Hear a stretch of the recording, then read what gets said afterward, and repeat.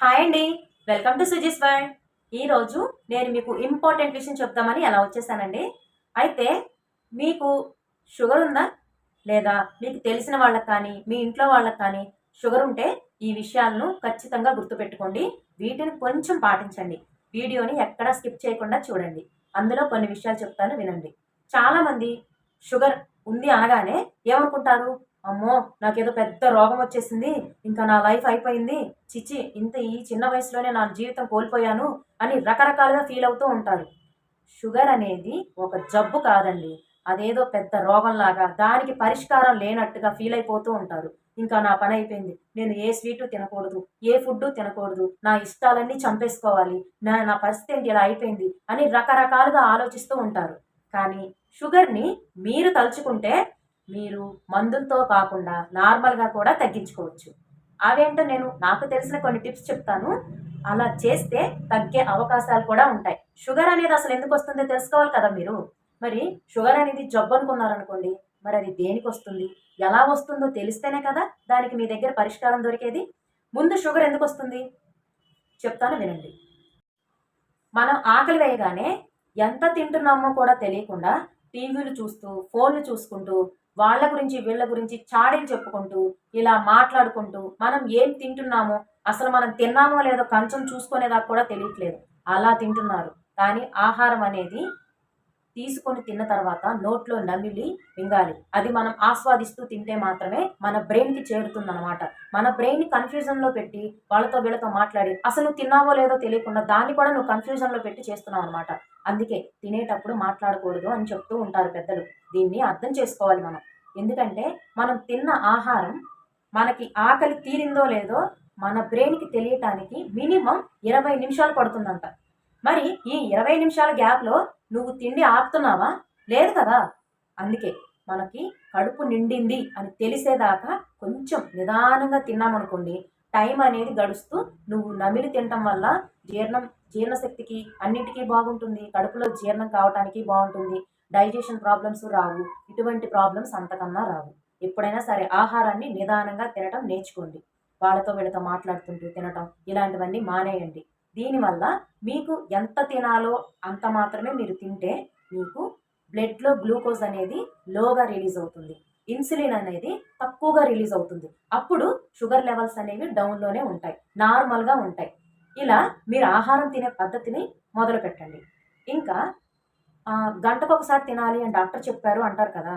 గంటకొకసారి తినమని మీరు పొద్దస్తమానం గంటకోసారి ఏదో ఒకటి తింటూ ఉంటే ఇంకా బాడీకి గ్యాప్ ఎక్కడొస్తుంది? మీరు తీసుకున్న ఆహారం అరగటానికి టైం పడుతుంది కదా! మినిమమ్ అది అరిగి, కరిగి బాడీకి పట్టాలి కదా! గంటకి మీరు ఏదో ఒకటి తీసుకుంటే, ఇంకా మీ బాడీలో ఉండే అవయవాలకు రెస్ట్ ఎప్పుడు దొరుకుతుంది? అందుకే ఏదైనా లిమిట్స్‌లో తీసుకోవటం వల్ల మీరు ఎప్పుడు స్వీట్స్ తీసుకోవచ్చు. ఎప్పుడు మీకు నచ్చిన ఆహార పదార్థాలు తీసుకోవచ్చు.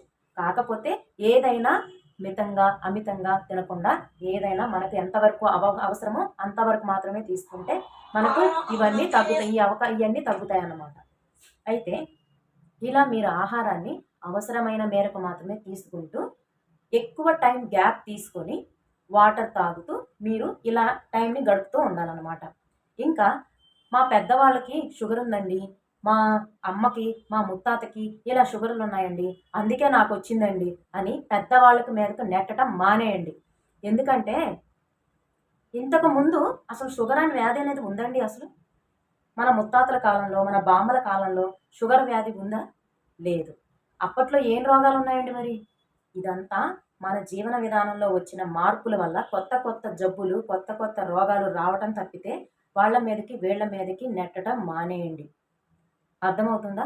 ఇంకా మీరు చేసే చిన్న చిన్న మార్పుల వల్ల మీకు బాడీ ఫ్రీ అవ్వటమే కాకుండా మీలో ఉండే హెడేక్ కానీ, చిన్న చిన్న గ్యాస్ ట్రబుల్ సమస్యలు కానీ, ఇలాంటి షుగర్స్ కానీ ఒక తలనొప్పిగా భావించండి షుగర్‌ని. షుగర్ అనేది జబ్బు కాదు. ఫస్ట్ ఆ మైండ్‌లో అది తీసేయండి. ఇది నా వల్ల వచ్చింది. నేనే తీసేయగలను అని మీరు బ్రెయిన్‌లో పెట్టుకొని మీ ఆహారంలో మార్పులు చేసుకుంటూ కొంచెం లేట్ అయినా పర్వాలేదు. మందులకు దూరం చేసుకుంటూ మీ జీవన విధానాన్ని మార్చుకుంటూ ఇలా మెల్లిగా నడవండి. మీకు ఖచ్చితంగా మీ షుగర్ లెవెల్స్‌లో మార్పులు మీరు చూస్తారు. ఖచ్చితంగా మీరు నార్మల్ అవుతారు. ఫుడ్ తీసుకునే విషయంలో చాలా జాగ్రత్తగా ఉండండి. ఇంకా అప్పుడప్పుడు లైట్‌గా వ్యాయామం చేస్తూ ఉండండి. మీ వయసుకు తగ్గట్టుగా మీకు ఏదైతే సులువుగా ఉంటుందో అటువంటి వ్యాయామాలు చేస్తూ ఉండండి. అలా అని చెప్పి తిన్న వెంటనే వ్యాయామం చేయకూడదు. ఎప్పుడైనా సరే పరకడుపులో ఉన్నప్పుడు మాత్రమే మీరు వ్యాయామం చేయాలి. అది మార్నింగ్ అయినా కానీ, ఈవినింగ్ అయినా కానీ. ఈవినింగ్ మీరు 6 కల్లా మీ ఫుడ్‌ని కంప్లీట్ చేసుకోవాలి. ఇంకా 6 తర్వాత ఎప్పుడైనా ఏదైనా 7కి, 8కి ఒక్క ఫ్రూట్ కానీ, ఏదైనా చిన్న గ్లాస్ జ్యూస్ కానీ తాగండి. అంతే. 6 కల్లా మీ ఆహారాన్ని కంప్లీట్ చేసుకోవడం వల్ల మీ బాడీ చాలా ఫ్రీ అవుతుంది. మళ్ళీ నెక్స్ట్ మార్నింగ్‌కి మీ బాడీ అంతా రికవరీ అవుతుంది. ఇలా చిన్న చిన్న మార్పులు చేసుకోండి. ఇలాంటి టిప్స్ మీకు కావాలంటే నా ఛానల్‌ని సబ్స్క్రైబ్ చేసుకోండి. నేను చెప్పిన దాంట్లో ఏమైనా తప్పులుంటే కామెంట్ చేయండి. నాకు తెలిసింది నేను చెప్పానండి. ఇలా కూడా మీరు షుగర్‌ని కంట్రోల్ చేసుకోవచ్చు.